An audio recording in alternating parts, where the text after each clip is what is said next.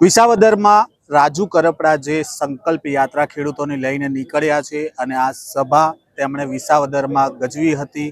અહીંયાના ધારાસભ્ય ગોપાલ ઇટાલિયા ઉપર પણ તેમણે વરસ્યા હતા અને તેવામાં આ સભા પૂર્ણ થઈ અને જે આ સભામાં આમ આદમી પાર્ટીના જે કાર્યકર્તાઓ આવ્યા હતા તેમણે રાજુ કરપડા સાથે સ્ટેજ ઉપર જઈને તેમણે કહ્યું કે અમે હવે પાર્ટીનો ખેસ છોડી રહ્યા છે, હવે પાર્ટીનો સાથ છોડી રહ્યા છે। શું કારણ હતું પાર્ટી છોડવાનું આપણે સીધી જ વાતચીત કરીશું।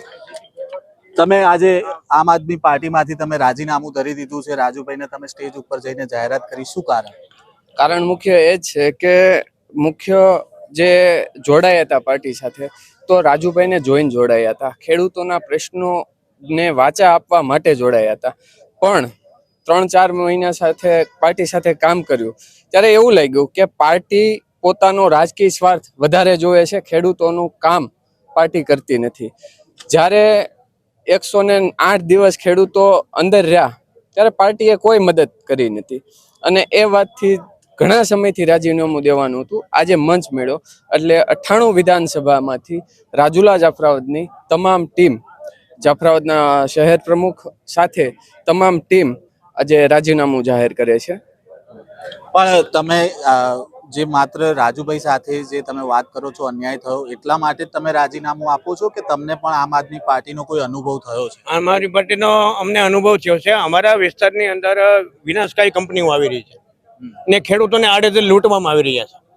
2 લાખની વીઘો જમીન લઈને 82 લાખની વીઘો જમીન વેચવામાં આવે છે। કાંઈ જો ખેડૂત બોલે તો એને ફિટ કરી દેવામાં આવે છે। એટલે અમે ખેડૂતો માટે, ખેડૂતોના બહુ પ્રશ્નો છે, રોજ ભૂંડ થાંભલાવાળા આડેધડ તમને પોલીસ લાવીને થાંભલા નાખી દે, ખેડૂતોને વળતર કાંઈ મળતું નથી। કંપનીઓ ગમે એમ વીઘો લાખની વીઘો જમીન લઈ લે છે, પછી 82-85 લાખની વીઘો એ લોકો અમારી કરોડો રૂપિયાના વીઘોની કિંમતની જમીનો છે। તો ખેડૂત નેતા તો બહુ બધા છે, કોઈ અવાજ નથી, કોઈ ઉઠાવવા તૈયાર નથી, કોઈને બધાને પૈસામાં કમિશનમાં રસ છે। ને હું આમ આદમીનો કિસાન સેલનો રાજુલા તાલુકાનો પ્રમુખ છું, મારું નામ છે અંકુભાઈ ધાખડા। અમને કિસાનોની, ખેડૂતોની એટલી બધી વેદનાઓ ખેતમજૂરીની છે, કોઈ સાંભળવાવાળું નથી। ખરેખર અમને દુઃખ થાય છે ને અમે આ રાજુભાઈના જે આમ આદમી પાર્ટી વાતો કરતી હતી એનાથી અમને એવું લાગ્યું કે ખેડૂતો માટે કાંઈક કરશે, પણ ખાલી વાતું છે। પણ તમે જે કીધું કે વાતો કરે પણ બીજી બાજુ પ્રવીણ રામ છે, એ પણ ખેડૂતો માટે રેલી કાઢતા હતા, એમણે પણ અવાજ બનતા હતા ખેડૂતો, પણ એ કોઈનું કાંઈ ખેલે રેલીની વાતું સિવાય કાંઈ છે નહીં, પરિણામ ઝીરો છે। કોઈ જાતનું કામ અમારા વિસ્તારની અંદર કરેલું નથી ને કંપનીઓનું ને ઉદ્યોગપતિઓનું ચાલે છે। અમારા વિસ્તારની અંદર ખેડૂતો બહુ દુઃખી છે। તો તમે ક્યારેય ત્યાં પાર્ટીમાં કોઈને રજૂઆત ના કરી? રજૂઆત કેટલી વાર કરી, થઈ જશે કાંઈ થતું નથી।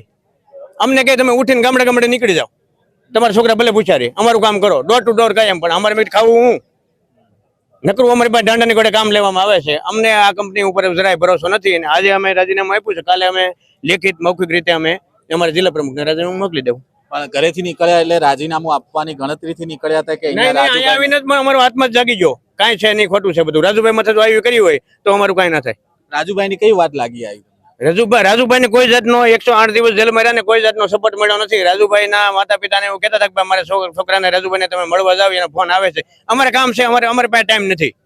તો આને ખેડૂતો માટે ટાઈમ છે, પાર્ટી માટે રાજ્ય કામ કર્યું એનો ટાઈમ છે, પણ એના રાજુભાઈ માટે એ લોકોને 5 મિનિટનો ટાઈમ ના મળ્યો કે એને મળવા જાય ને એને સાંત્વના આપે કે ભાઈ અમે તમારી ભેગા છીએ।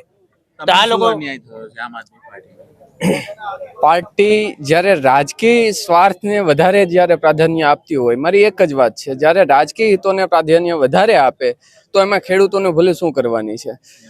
અનેક વાર પાર્ટીએ રાજકીય રાજુભાઈની સાથે એવું કર્યું, એ સિવાય પરેશભાઈ ગોસ્વામી સાથે ખેડૂતોના જે સાચા પ્રશ્નો ઉઠાવે છે, ખેડૂતોનો જે દર્દ છે એ સમજી અને એ અવાજને તેઓ વાચા આપે છે, ત્યારે એની સાથે જો અન્યાય થઈ શકતો હોય તો બીજા ખેડૂતોનો શું દર? તો તમે ખેડૂતોની વાત કરો છો રાજુલાની, તો રાજુલાના ધારાસભ્ય હીરા સોલંકી છે, એમણે તો ઘણી વાર એવું જોયું છે કે ખેડૂત ફોન કરે ને એમણે ત્યાં આવી જાય। ના બધી ખોટી વાત છે, વિડીયો બનાવે ખાલી, કોઈ જાતનું કોઈ ખેડૂતોનું કામ। એક હું ઉદાહરણ આપું, આજથી 5 મહિના પહેલા ધારેશ્વર ડેમ છે, ધાતરવડી ડેમ નંબર 1, બરોબર, ત્યાં આંદોલન થયું। આંદોલન ખૂબ સફળ રીતે ચાલતું હતું। આંદોલનમાં જાહેરાત કરવામાં આવી કે રાજુભાઈ કરપડા 2 દિવસ પહેલા આવે છે। આંદોલન જેવી જાહેરાત થાય એટલે 1 દિવસ આડો હતો અને ત્યાંના જે 13 ગામ પગલા સમિતિ આ આખા સમગ્ર આંદોલનની અગવાઈ કરતી હતી। 1 દિવસ આડો હતો એટલે કલેક્ટર દ્વારા જાહેરનામું બહાર પાડવામાં આવ્યું કે ધારા 144 લાગી ગઈ છે અને કોઈ પણ જો આનું ઉલ્લંઘન કરશે એટલે કાયદેસર જાહેરનામા ભંગનો એના ઉપર કાયદેસર કાર્યવાહી કરવામાં આવે છે। આ જાહેરનામું બન્યા બાદ તુરંત જ ગામડે ગામડે સભામાં લોકો ન આવે એ માટે પોલીસ વાન ફેરવવામાં આવી, ભૂંગળાઓ ફેરવવામાં આવી, લોકોને જાણ કરવામાં આવી કે ભાઈ મીટિંગ કરતા નહીં, સભાઓ કરતા નહીં.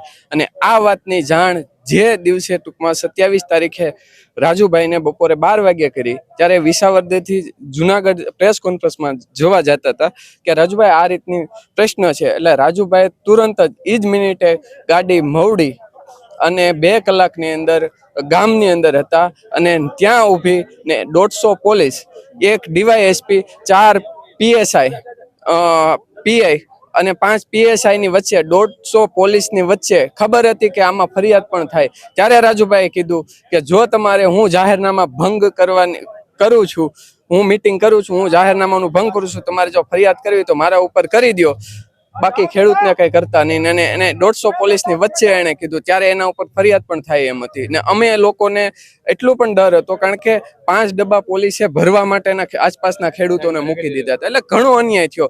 એ અન્યાયમાં માત્ર ને માત્ર સપોર્ટ કર્યો હોય તો રાજુભાઈ કરપડાએ, કે પોતાના ઉપર ફરિયાદ થાય એમ હતી ત્યારે પણ એમણે કીધું કે હું આવું છું, એટલે તુરંત આવી ગયા 2 કલાકની અંદર. પણ હવે તમે રાજીનામું તો આપી દીધું છે, પણ રાજુભાઈના સંગઠનમાં જોડાશો તો ફાયદો શું થશે તમને? ખેડૂતો માટે કામ કરશું, ખેડૂતો માટે અવાજ ઉઠાવતા રહેશે. ખેડૂતોનું કોઈ સાંભળવા વાળો છે નહીં. ખેડૂતોને દબાવવામાં આવે છે, બીવરાવવામાં આવે છે, જેલમાં બંધ કરી દેવાની ધમકીઓ આવે છે, ખેડૂતોને ભાવમાં બધા કોઈ લૂંટવામાં આવે છે. આ વાવાઝોડા આવે એમાં વખતે વાવાઝોડે સંપૂર્ણ બધું નષ્ટ કરી નાખ્યું. કોઈ સાંભળવા વાળો નથી. અમે જ્યાં પણ હશે બિનકારી રીતે રાજુભાઈ જ્યાં પણ હશે ખેડૂતો માટે લડતા રહીશું. પણ સાંભળવાનું કામ તો સરકારનું છે ને, રાજુભાઈ સાંભળશે પછી શું થશે? રાજુભાઈ જે કરશે એ યોગ્ય કરશે. રાજુભાઈ પરિણામ લાવીને બતાવે છે. હકીકતમાં રાજુભાઈ ખેડૂતોની કોઈ જ્ઞાતિ હોતી નથી. દરેક ખેડૂતોના કોઈ પણ નાના મોટા પ્રશ્ન હોય તો રાજુભાઈ આવીને ઉભા રહે છે. અમારે એને વાત કરવાનું ઠેકાણું અમારે રાજુભાઈ છે, બાકી ગુજરાતમાં કોઈ ખેડૂતોને સાંભળવા વાળું નથી. જી બિલકુલ, આપે સાંભળ્યા જે આ કિસાન સેલના આમ આદમી પાર્ટીના નેતાઓ છે અને તેમણે આજે રાજીનામું ધરી દીધું છે. જ્યારે અહીંયા વિસાવદરમાં જે ગોપાલ ઇટાલિયા ઉપર રાજુ કરપડા વરસ્યા હતા અને જે પ્રકારે આક્ષેપ પ્રતિ આક્ષેપ થયા અને જે રાજુ કરપડાએ સ્ટેજ ઉપર વાત કરી હતી તે સાંભળીને જે રાજુલાના કિસાન સેલની જે આખી ટીમ છે તેમણે રાજીનામું ધરી દીધું છે અને હવે રાજુ કરપડા સાથે તેમના સંગઠનમાં જોડાવાની તૈયારી પણ કરી છે. આ જે સંકલ્પ યાત્રા ચાલી રહી છે તેની પલપલની માહિતી તમારા સુધી પહોંચાડતા રહીશું. નવજીવન ન્યૂઝ સાથે જોડાયેલા રહેજો.